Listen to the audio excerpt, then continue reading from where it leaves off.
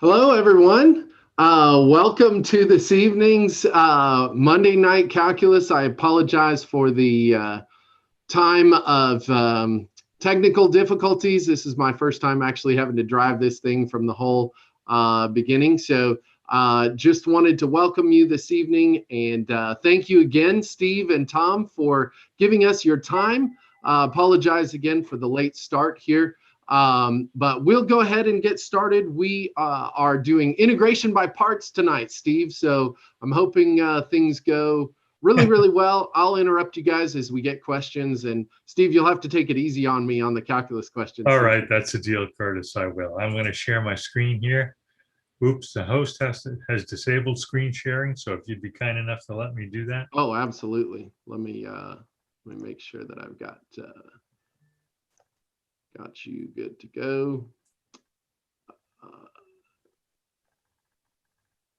Let me see. Hold on here. Why am I not seeing allow? Uh-oh. Uh-oh.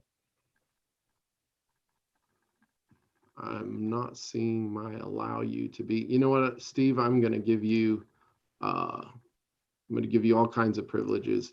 All right. Ooh. You should be able to now. Here we go. Yep. Very good. Excellent. All right. Let's give this a try. Here we go. And I hope you can see that. I'm going to make this just a little bit bigger if I can. And there we go. All right. Well, thank you, Curtis. Thanks for all your trouble here. I know that was difficult. Yeoman's work in technology tonight. Thank you. Now, this is really, for me, a kind of a cool topic, integration by parts. I really do enjoy this. You wouldn't think that there's much technology that we could somehow employ or use here. But I know that Tom has some really cool examples. He's very creative. He thinks very differently about this than I do, but in a better way. So he's got some cool stuff there. If there are people still out there who are willing to wait, Curtis, I hope that they will ask questions along the way. I'll try to throw a couple out there.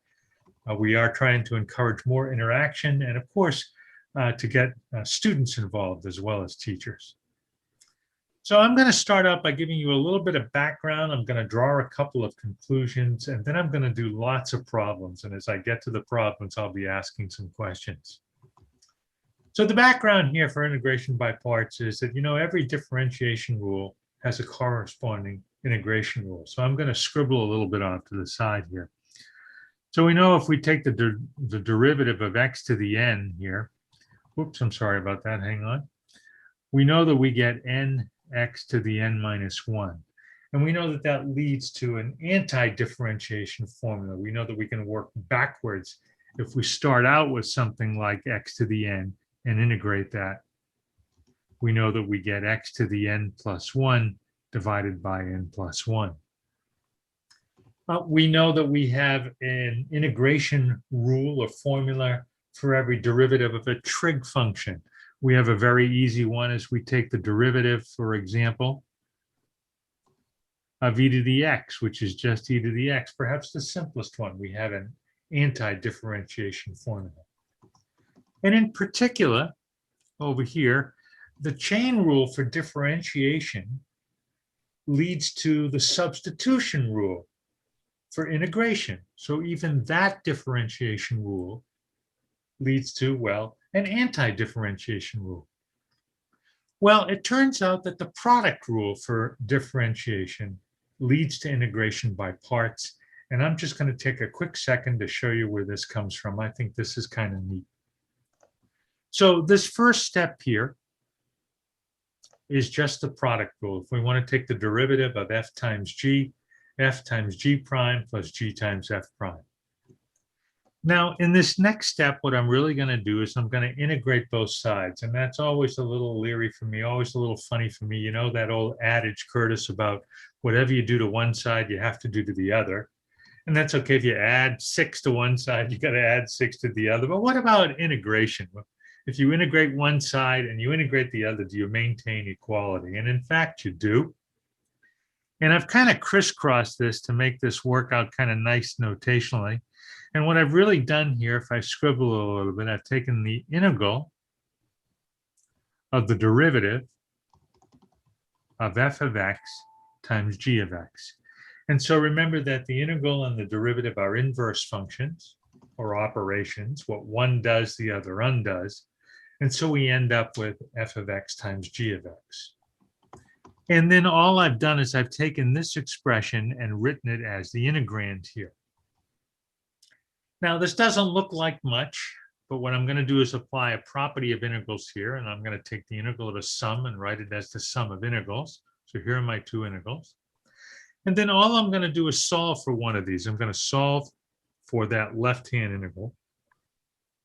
And it doesn't look like much, but this is incredibly useful. This is our formula for integration by parts.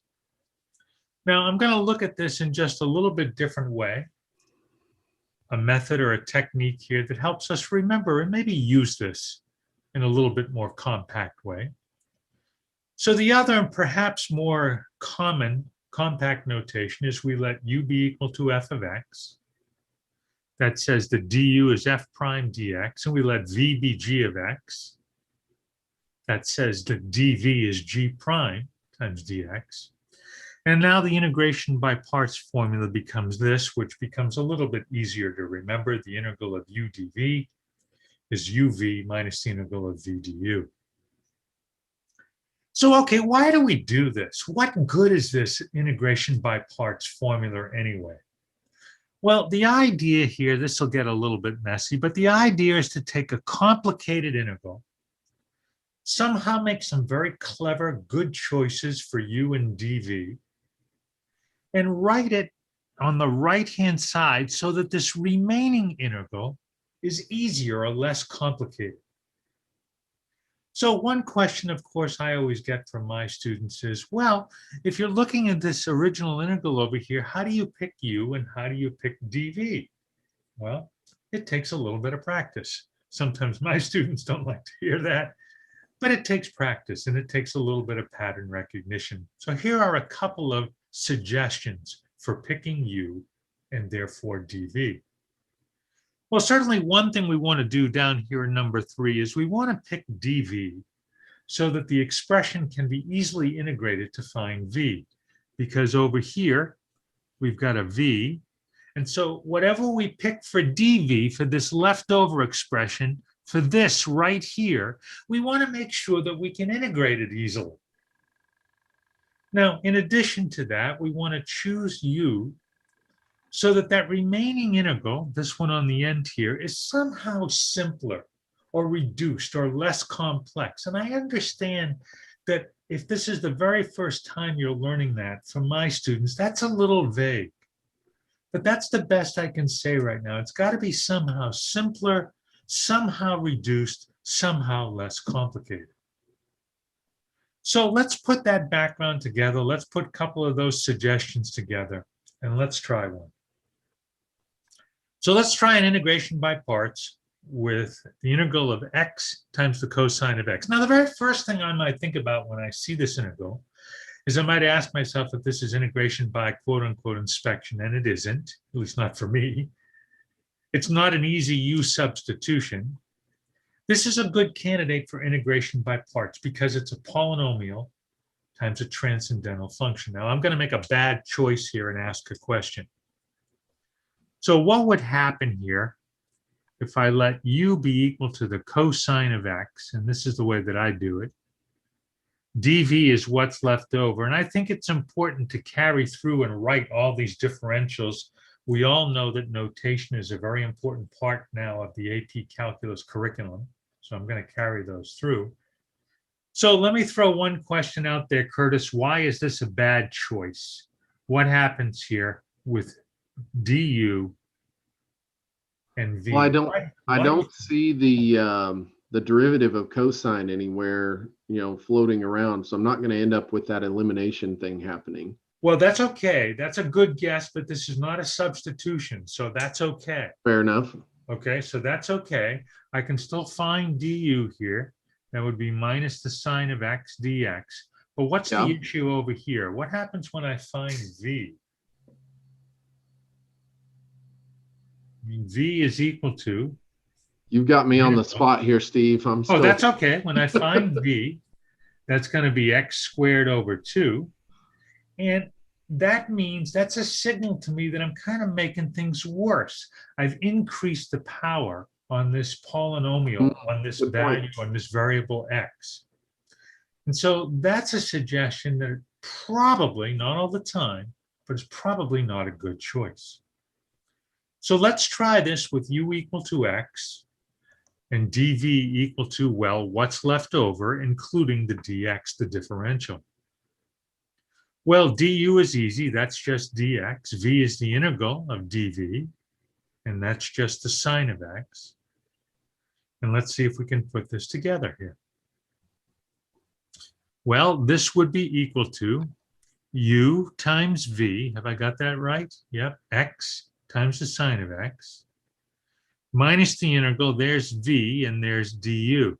And indeed, the remaining integral is in some sense simpler. Now, it's really that remaining integral is just an integration by inspection. The integral of the sine is the minus the cosine. And I think if I've got all the signs correctly here, there's my final answer. Let me throw out another question, a quick question here. You know, that looks a little complicated. It looks kind of complicated when I sneak back up here and look at this original integrand. So how would I check this answer? What would I do to make sure that that's the correct antiderivative? Any ideas there?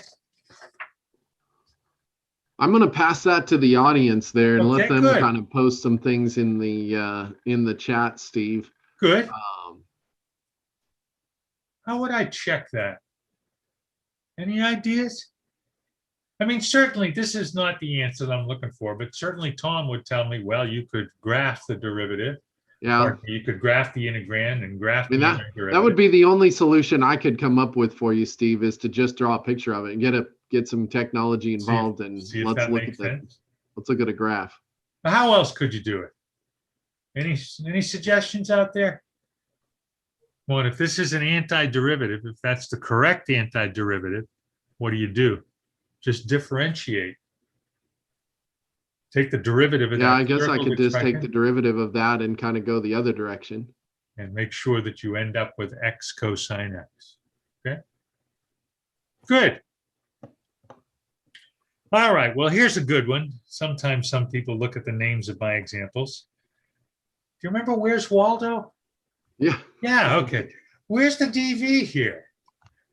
So let's go work through my litany of possible problem-solving techniques here. Let's see, this is not integration by inspection. It's not a simple substitution. It turns out that this is a good candidate for integration by parts, but I really I don't see two functions here. So what do? I mean, you could, for example, I'll sneak in a little constant of 1 times there. And you can say, well, all right, now I have two functions. But there's really only one choice here. I have to let u be equal to the sine inverse of x. Because if I didn't, then dv would be the sine inverse, and I'd be left with the original question once again. So there's only one logical choice here. U has got to be the sine inverse of x. There's du. dv is what's left over. Again, notation here. It's just dx, and so v is pretty easy. This is just x. Now, I know what you're going to ask me, Curtis. You're going to say, you know, Steve, this looks like it contradicts the previous problem that you just did. Look, you really had an x to the 0 power here, and now you've got an x to the 1 power. It looks like you're making things worse. And you're absolutely right. It does kind of look like that. But here's my counter argument. What I've done over here by taking this as u, and Tom, correct me if I'm wrong on this, I've taken this transcendental function, and I know this is bad mathematics, but I've gotten rid of it now. By finding du, that transcendental function is going to be gone from my expression. So let's see if I've got this right. This is u times v minus the integral of v du. I'm all set here, and now the question is is that a simpler integral? Now, you might have to stare at that a little bit, but indeed it is. Because if u is equal to this expression, the derivative of that is minus 2x, and I've got the x as part of a product in that integral. Right. So I didn't go off to the side here and do a u substitution. I did this kind of very quickly. I multiplied by 1 in a convenient form because I needed a minus 2 on the inside. So I multiplied by minus 1/2 on the outside. Some of our AP calculus students are very good at this, and that's the way they solve these problems. They don't actually go off to the side and do or include all of that notation for u substitution. So I did that. I multiplied by 1 in a good form, in a nice form. I think I've got all the signs right here. I hope I do. So let's see here. If I integrate this now, I've got a 1 minus x squared to the plus 1/2 over 1/2. So that's why I have a 2 there. And a little bit of simplification, and there's my final answer. And of course, once again, I could check that by taking the derivative if I really wanted to. That's a nice problem. So Steve, I just want to point out that we do have some folks in the audience here who've kind of went back in there and suggested the u substitution, which you did. So I just wanted to kind of point out that, yeah, folks are doing what you're saying to do here, which is good. Good. Very good. All right, well, let's try this one. This is kind of a cool one. Now, I assigned an arbitrary variable to this integral. I just called it, oops, I'm sorry. I just called it I for integral here, just to give myself a little bit more space down below, and also for what's to come here. So now we're getting good at this, and we see that this is not integration by inspection. It's not a nice u substitution. This is a good candidate for integration by parts. I have a polynomial times a transcendental function, and we've seen, all right, pattern recognition here. A good choice for u would be x squared, because when I find du, I've reduced that power on x. Well, what happens with dv? dv is what's left over, e to the minus x, and that's a pretty easy one. And the truth is that that's really a u substitution also, with u equal to minus x. That's right. A pretty simple one. That's minus e to the minus x. Now, I've got to be careful here, Curtis. Don't let me make a mistake on this one. There's lots of minus signs floating around here. Here we go. Hey, Steve, this is you. Really quick. I got one question on the chat. Sure. You jump in there. Are we going to be doing any reduction formula? We might be. Conversations tonight. I believe, right. Tom, correct me if I'm wrong. Don't we have one in the exercises somewhere? We do. Looks like that could be a request. So okay. Let's jump with that. Okay. All right. So here's u. I see the x squared. Here's v. There's the minus sign out in front. And I collect. Oh, I'm sorry. I'm down one here. There's u. There's v. Minus the integral v du. Let's see. Do I have everything in there correctly? Yeah. There's the 2x. There's the minus e to the minus x. Yep. There's the plus sign out in front, 2 minus signs. Here's the remaining integral. Now the question is that simpler? It is. I can't integrate it right now by inspection. Again, it's not an easy substitution. So I have to apply integration by parts once again. So this is twice in one problem. Now the hint here, or the problem solving technique, is if you apply integration by parts once again, you want to keep the same pattern in your choices for u and dv. So up here, I let u be the polynomial or the power of x. I want to do the same thing again. Well, this is identical. Du becomes dx. And okay, if I've got all my brackets right, here's integration by parts applied to just this remaining integral. U dv minus the integral of v du. Du is just dx. I think I've got all the minus signs. This remaining integral here is easy. Again, we've done it 2 or 3 times already. I think I distributed the 2. And finally, there's my last answer. That's pretty nice. So in that problem. one more question, Steve. Sure. That just popped in here, and that is, are we going to be using tab or tabular method for this or another? I don't generally use a tabular method to do this. Okay, makes sense. That's fine if you'd like to do that. I don't know exactly how we would treat that sort of notation in grading the AP Calculus exam. I think a student would still have to put something like this together. I mean, this is a BC problem, I guess, but they'd have to put this together. All right, I'm going to call this here I am again. All right, so I'm going to call this original integral I. And it's the product of two transcendental functions. Again, not substitution, not an integration by inspection. So I'm going to start out by letting u be equal to e to the x, and dv is what's left over. du is easy, our easiest derivative.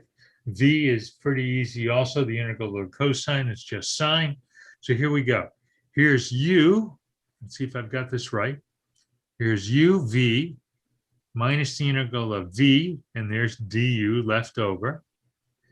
And now I'm staring at this, and I don't think I've made that remaining integral any simpler. It's still the same transcendental function, e to the x, times a trig function of sort of equal complexity. So I haven't really made it any easier. But all right, nevertheless, I'm going to keep plugging away, and I'm going to try integration by parts one more time. And in keeping with what I just talked about a minute ago, I'm going to make the same pattern of choices here. So u is going to be e to the x. There's du again. dv this time is what's left over, the sine of x, and v is equal to minus cosine this time. So working with just this integral, there's the minus sign. Let's see if I've got this. Here's uv minus the integral of v du. I'm going to multiply through all the minus signs, collect everything, and look what's happened. I've ended up with this remaining integral, which is exactly the same as the one I've started with. And so that's why I call this problem, here I am again. It's the exact same integral that I started out with. So I can call that integral I, as I did right here. And what I do is I kind of think of that integral as a variable that I just solve for. So I bring that to the left-hand side of the equation, and I have 2i equal to this expression, and I'm almost done. I just divide both sides by 2, and since this is an indefinite integral, don't forget the plus c, and we're done. I factored out an e to the x in that last expression. So that's a nice problem. That's kind of a common one. And I think here, just to get some graphical confirmation of this solution, because I thought this was kind of nice here, this capital F is my antiderivative. This little f is the integrand. And let's see, does it make sense here? Sure. If f is increasing, the derivative is positive up until that point. It's decreasing, the derivative is negative. So I feel pretty good about this solution graphically. I could still take the derivative to make sure that it's correct. All right, let me try one more, Curtis, and then I'll take a look at some of the exercises. So Steve, we had a suggestion here, and I'd never heard of it. I had to Google it. That was the LIPIT acronym. For choosing U and V. Did you suggest that and I just wasn't listening? Oh, how do you spell that? Like this? LIPET. All right. Stands for logarithmic, inverse trig, polynomial, exponential, or trigonometric function. And what do you do with kind of LIPIT? work your way through those to decide on which things you need to use for U and V. Okay. That was a suggestion by one of our viewers here, Alejandro. Okay. All right, I'll take it. Let me try one more. I'm going to try one more that is actually a definite integral. A question actually came up about this on the AP Facebook page the other day. So this will be good to address. I'm once again just going to call this integral I here, just to give myself a little bit more space. So here we go. I'm going to let u be equal to the log of x. Now that kind of contradicts maybe a little bit about what we've been doing so far. But if I let u be equal to x cubed, then I'm going to scribble a little bit up here.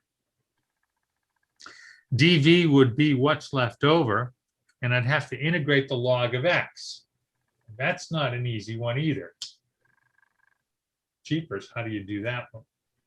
So the only other choice here is to lip it, I guess. We let u be equal to the log of x. And this is good. Now I'm feeling better about this, because when I find du, I get rid of that transcendental function. I have 1 over x. I'm a little worried about this step because I have increased the power of x, but let's see what happens. So here's u times v minus the integral of v du. And this is the part here. I'm going to circle this. This is the part that I want to address from Facebook. Somebody asked, well, is this notation that I have right here acceptable?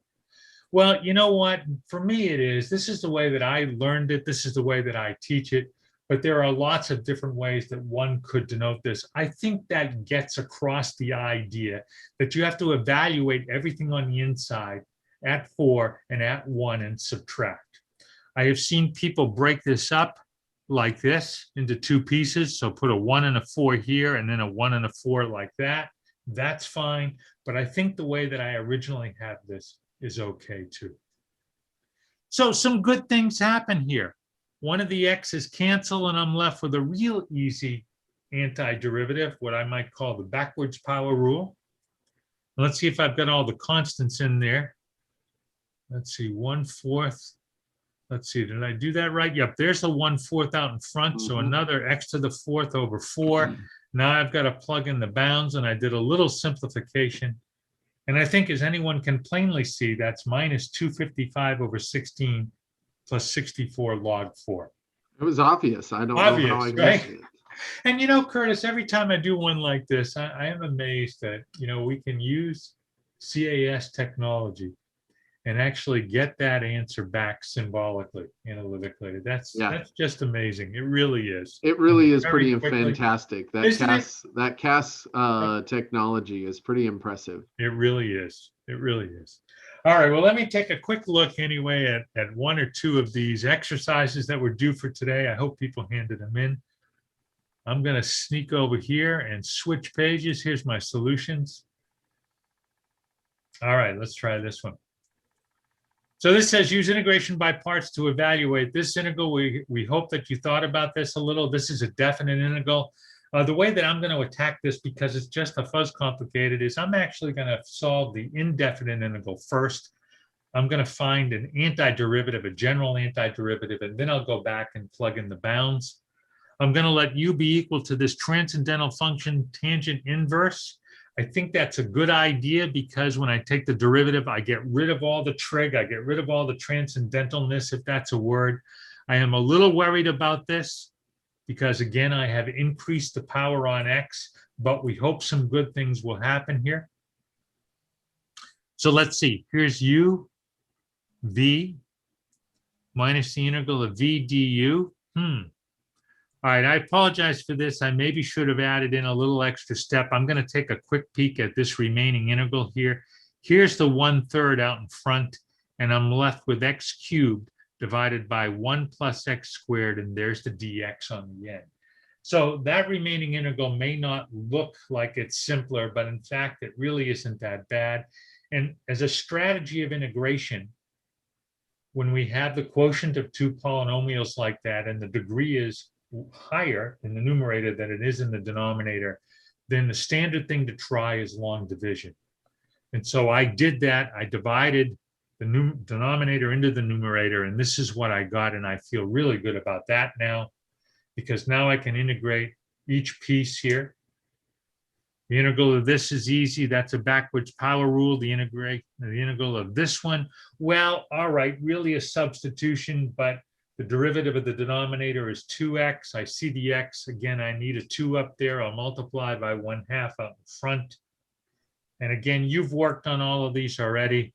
Here's what I got for a general antiderivative.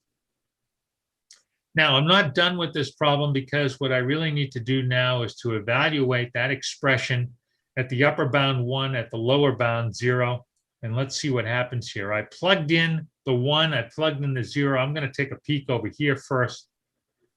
I've got a 0 out there as a product, so that's 0, that's gone. That's 1/6 times 0 squared.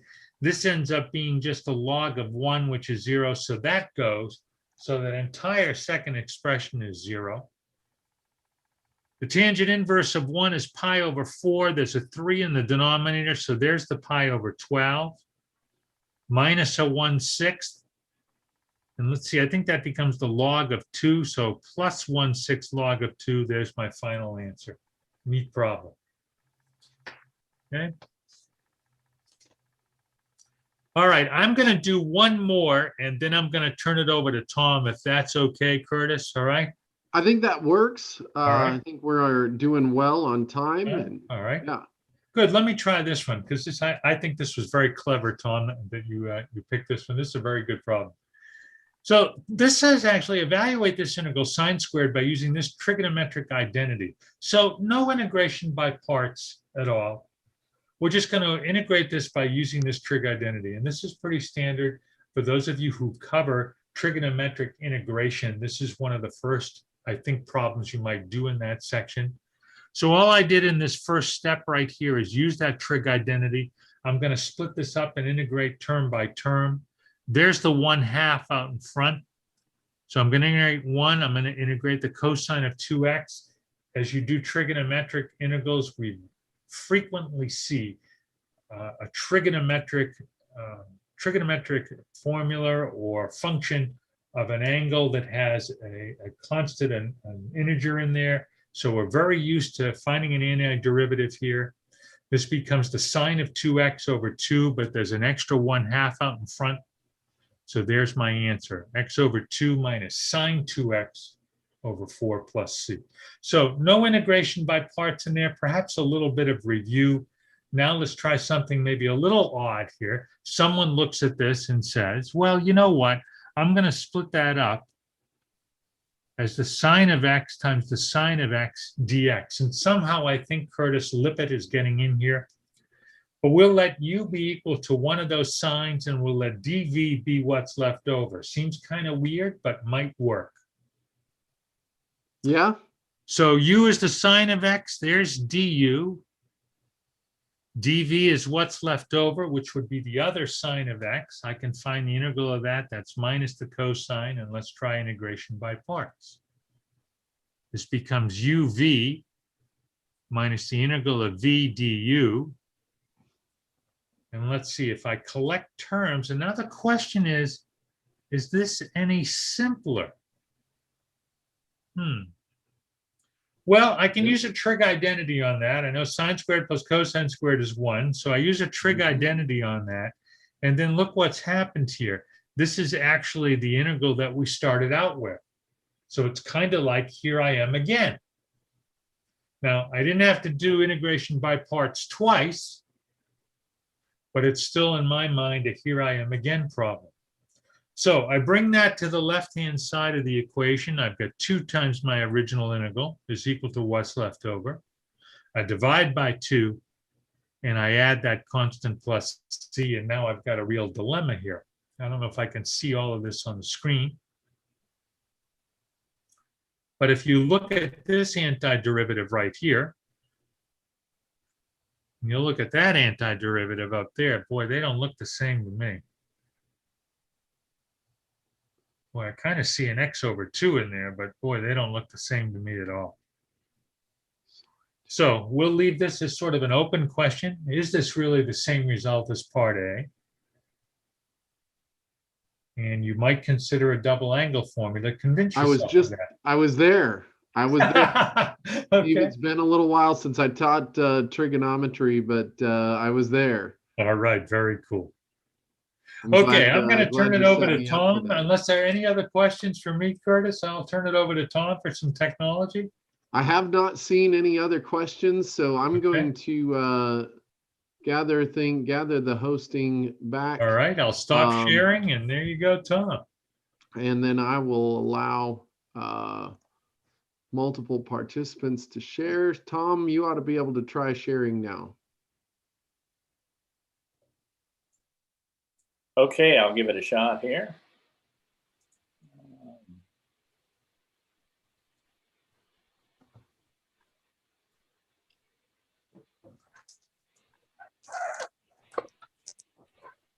All right.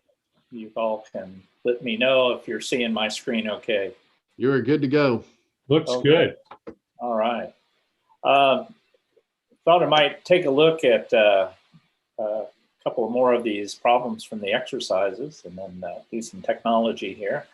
I think our third problem was to use integration by parts to show this formula, that the antiderivative of x to the n times natural log of x is equal to x to the n plus 1 over n plus 1 times the quantity natural log of x minus 1 over n plus 1.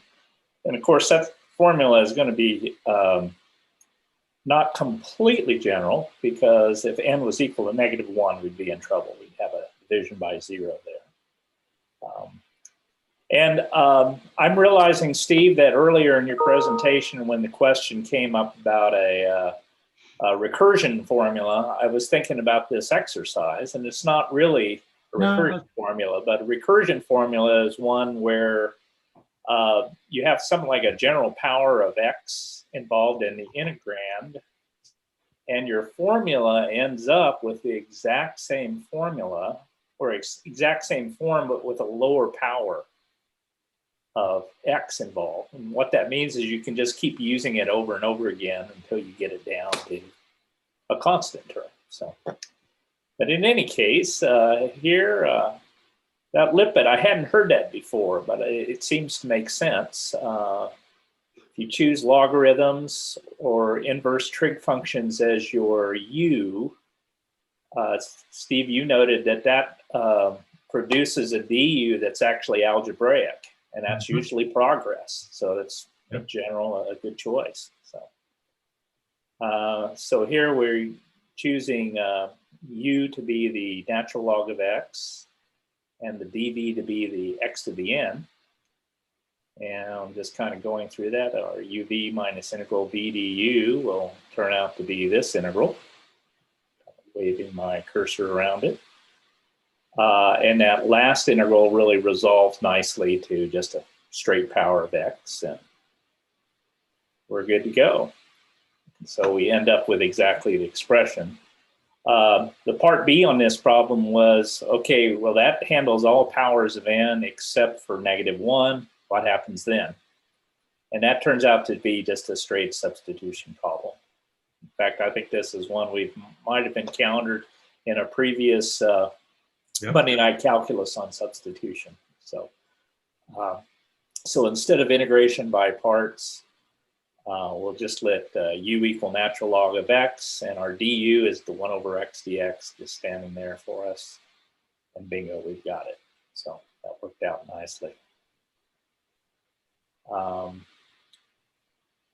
So Steve, did you want me to try Uncle Stanley's problem, or should I go ahead? Your choice. Well, you've got us all intrigued here, Tom. I think Uncle Stanley might be insulted. Oh. Yeah, it was interesting. Steve slipped in a kind of inside thing there, because Steve, I knew Steve's Uncle Stanley. He passed away a few years ago, but he was a quite beloved member of the mathematics education community, Stan Kokoska. Yeah. So it did register to me who you met, Steve. You suggested this name. So okay, so what did Uncle Stanley found? Well, he found an interesting differentiable function, f, that had the property that its derivative was equal to the negative of itself for all x. Okay, so we don't know what this function that Uncle Stanley found was, but we can go ahead. That's enough information. We could actually figure out that if we had to integrate Uncle Stanley's function times sine of x, it would have to be this quantity here, negative sine of x minus cosine of x over 2 times f of x over c. excuse me, f of x plus that arbitrary constant. So let's see a solution for that. And this is really just an integration by parts, where we let u be Uncle Stanley's function f, our dv be sine x, our du will be f prime of x dx, and our v will be negative cosine of x. And of course, the trick here is this is where we get to use that property of Uncle Stanley's function. So when we get to our uv minus v du, and we see that du is going to be f prime of x dx, we can replace f prime of x with negative f of x. And we'll end up with, I believe, negative f of x cosine x minus the integral of f of x cosine x dx. We're going to have to do this again. So this is one of those. Let's go around the horn again. So we'll use integration by parts again. And similar thing, we'll pull out that special property of Uncle Stanley's function. And when the dust all clears, when we finally get down to this bottom line, we've got f of x times the quantity negative sine of x minus cosine of x minus, oh, look at that. It's our original integral. So that's the, I've seen this before, or I'm not sure what you said, Steve. Here I am again. Here I am again. So here I am again. We'll just add that back to the other side, divide by 2. And that's using that I for the unknown integral. And we get exactly that result. I won't say too much about part B here. It was what's f of x times cosine x? What's the antiderivative of that for Uncle Stanley's function? Because it looks super similar to part A. You'll be going through just exactly the same gymnastics, and you'll end up with this. So even though we don't know what Uncle Stanley's function is, we can do this integration by parts and at least express its antiderivative in terms of the original function. Now here's a question that is a little interesting. What happens if you try integration by parts to find the antiderivative of f of x times e to the x for Uncle Stanley's function? Okay. Well, kind of the same idea. We're going to let u equal f of x and dv equal e to the x. But now when we do our integration by parts, see our integral of u dv is going to be uv minus integral v du. We're going to end up with f of x times e to the x plus e to the x f of x dx again. Now that's our exact same integral that we started with. So we notice there's no minus sign here. So if I actually subtract that from both sides,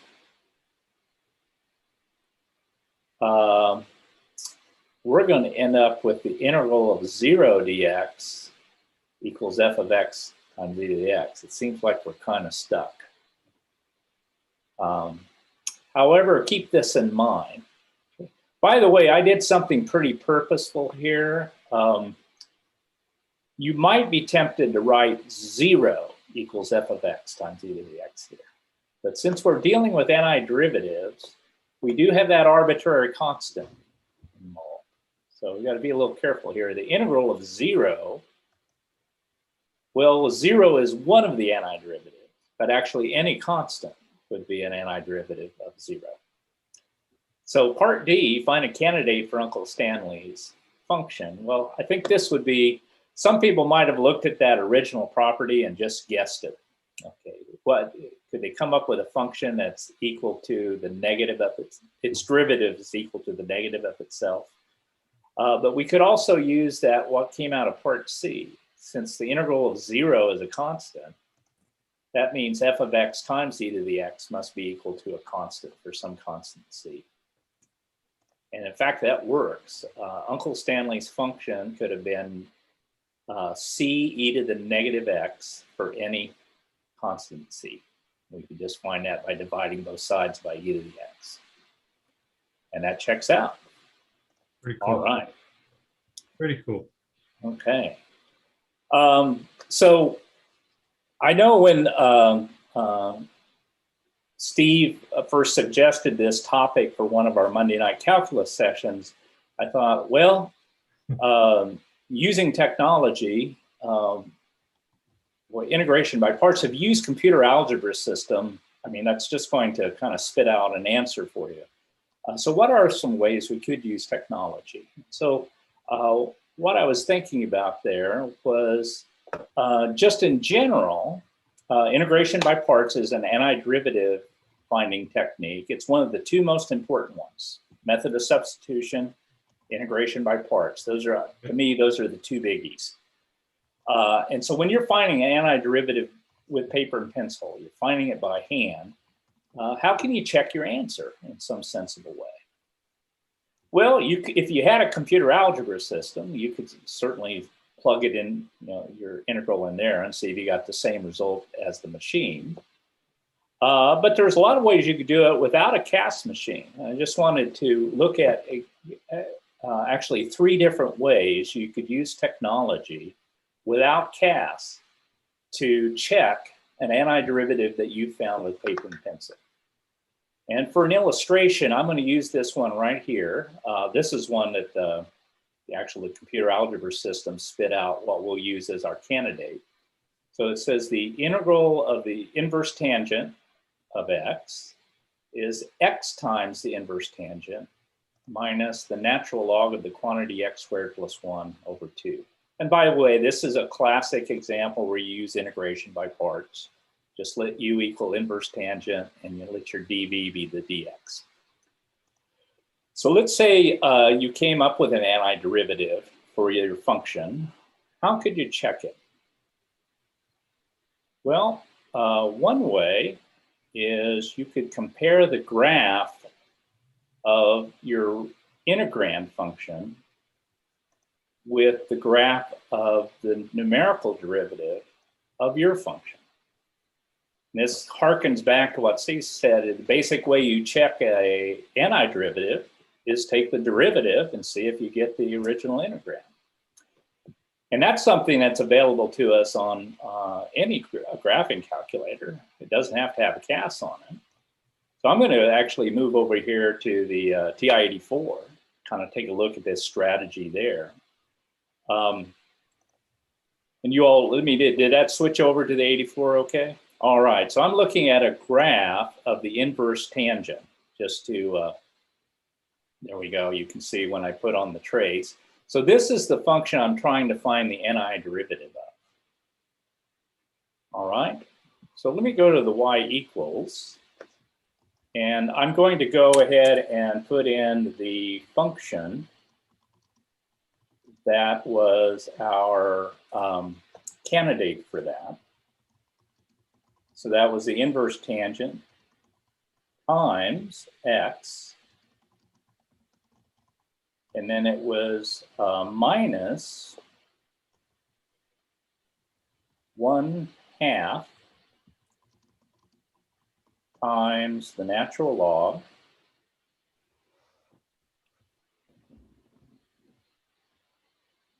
of the quantity 1 plus x squared. Okay, so this is our candidate for an antiderivative. So let's go ahead and graph that. There it comes. Now, you could just look visually at this and see if it at least makes sense graphically. Okay, so here, my integrand function is around, oh, it looks like it's a little bit less than -1. And then it's climbing up. That means the slope of my antiderivative should have a slope of -1 out here. And those slopes are climbing until they get to 0. That means my antiderivative should have a slope of 0. That's 0. And then my integrand, as it climbs up to positive values, that means I should see the slope of my function increase. And it looks like it's getting closer and closer to kind of a positive value that's a bit more than 1. Okay. So just in rough terms, this visually looks like it's decent.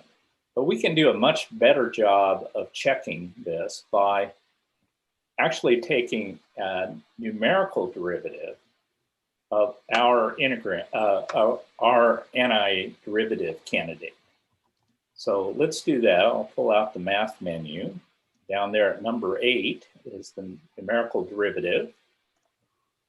I'll take that, and we will take the numerical derivative of our y2.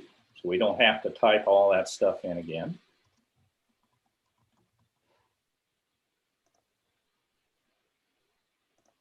And let's graph the numerical derivative of our antiderivative. Let's take a look. I'll graph that.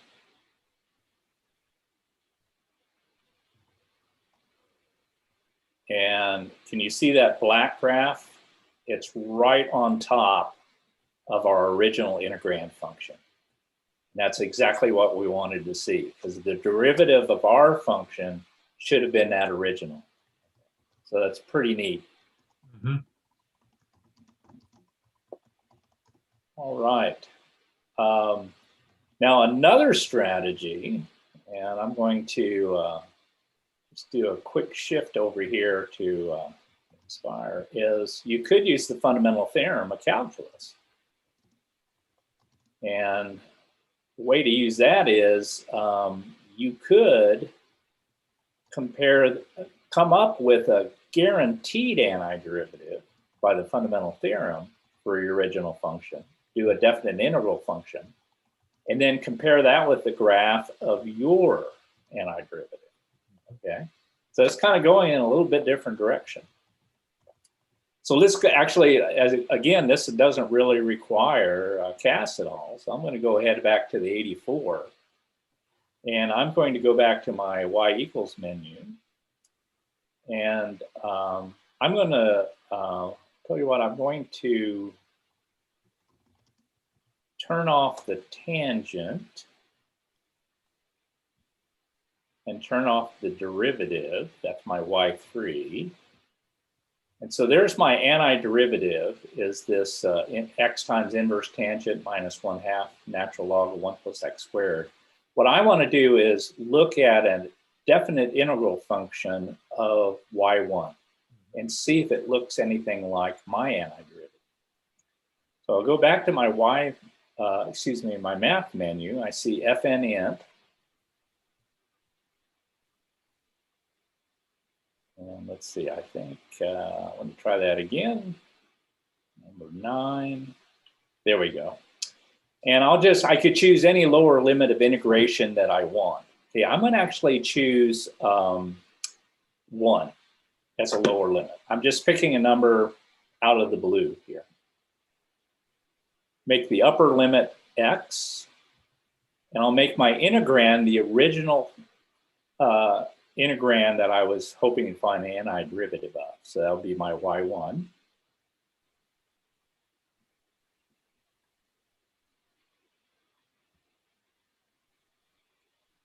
And by the way, this is maybe not the best form to use the same variable as your upper limit of integration as your variable of integration, but we'll hold our nose and go ahead and do it. You can actually use t if you wanted to here, but let's take a look. So what am I hoping to see? So I'm going to see this graph of y2. That was the thing that looked kind of like a V-shaped thing with a rounded bottom.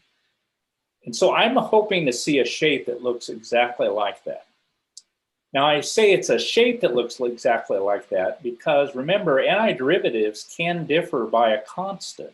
So this particular antiderivative might not land exactly on top of mine. It may look like a vertical shift. Let's check it out and see what it looks like.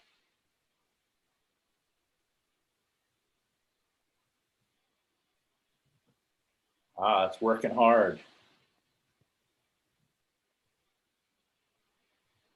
Perhaps I'm making it work too hard. We'll see. So why didn't we get the first one? Is it graphing these simultaneously? Or in I may have it on simultaneous. Simultaneous? Okay. All right. Well, this is a good lesson.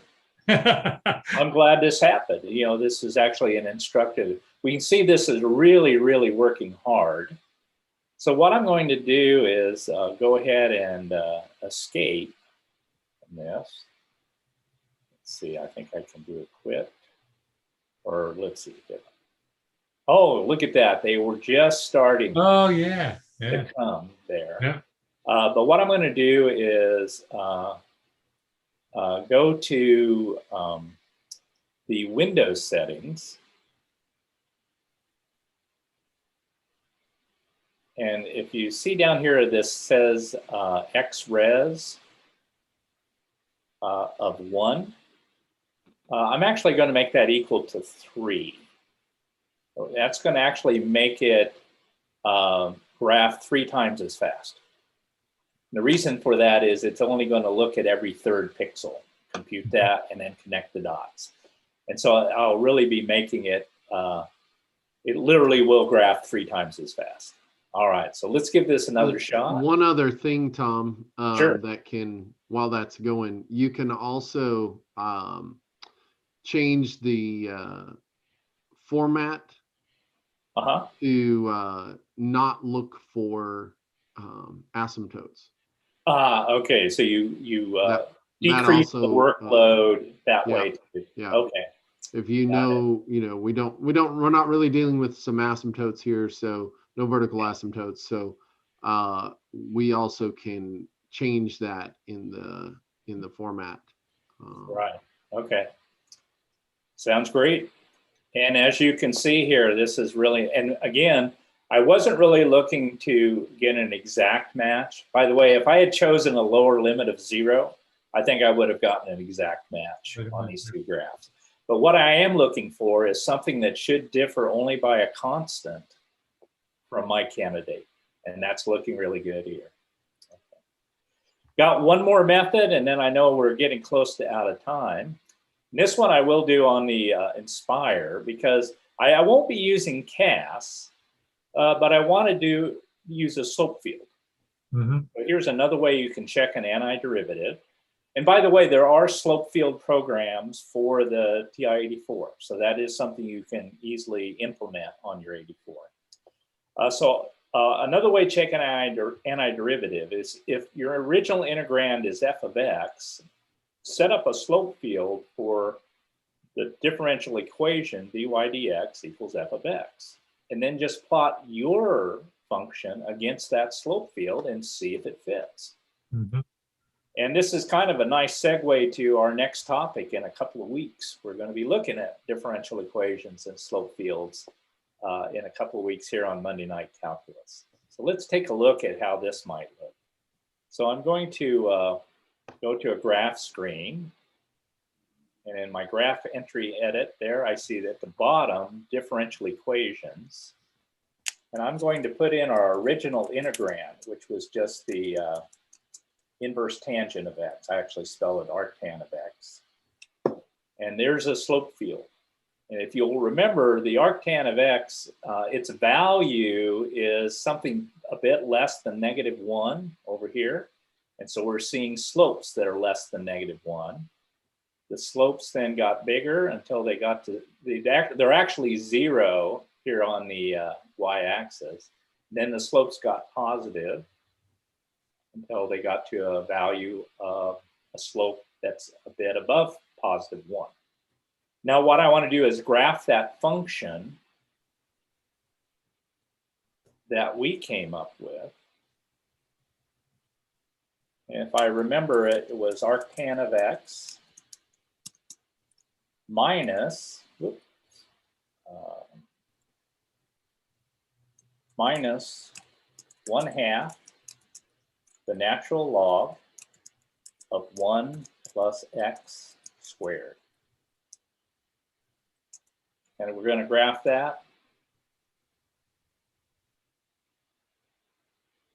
And let's see, what did I did? Oh, anybody see what my error is? Wasn't there an extra X in there somewhere? Yes, I forgot that factor of X. Yeah. So if I had made that mistake by hand, this would have tipped me off that I made an error. I'm going to put that X in there this time. Ah, now that looks nice. Okay. Yeah. Of course, we knew that graph was wrong because it didn't look like the one when we were doing it on before. But this would have been another tip-off that my antiderivative was wrong. Okay, well, that's what I had in my small graph bag for you all. And Curtis, I think we're probably pretty close to out of time for tonight. Yeah. So yeah, that was great, Tom, Steve. Thank you guys again for this evening. That was really good. You guys, as always, delivered a fantastic session. So really enjoyed that this evening. And again, I want to just apologize to everyone for the late start and the technical difficulties, but we got it figured out. And hopefully you guys enjoyed the session this evening, and we'll be able to join us again next time. I will make sure right now, before we end this session, I'm going to post one more time the bulletin board post where we keep all of the materials and everything. I was made aware, Steve, Tom, there was a typo in the problem set this week. I will get that fixed and make sure that that is updated as quickly as possible. But here in the chat is the link to the bulletin board post. That's where we'll keep all of the problem sets. We encourage you to use this with your students and teachers as we're getting closer to the exam. I know this is a really great way to kind of send your kids out to go and review a few things, get a couple of problems practices made up. And some solutions already posted there so they can check themselves. And of course, Steve and Tom working the problems out, they can follow along those. I think this would be a great resource. And we've got another one of these coming up in a couple of weeks. We'll be checking out another topic. Steve and Tom have prepared some great things for us there. And I also want to just advertise one more thing while I have your ear, and that is that Steve and Tom have worked really hard on a set of materials called TI in Focus. We keep those posted on the TI website for you guys out there. And I will post a link there. What Steve and Tom have actually done in that TI in Focus piece is they have taken previous year's free response questions and expanded on them, talked about the solutions, talked about technology solutions and other extensions to those problems. Tom has done a great job of integrating technology in there and giving you some great TI-84 Plus and TI-Nspire technology tips. So just look into that. I just posted the link there for that in the chat as well. And we'll look forward to seeing you guys in a couple of weeks. So Steve, Tom, thank you a whole lot, and good night. Thanks, Curtis.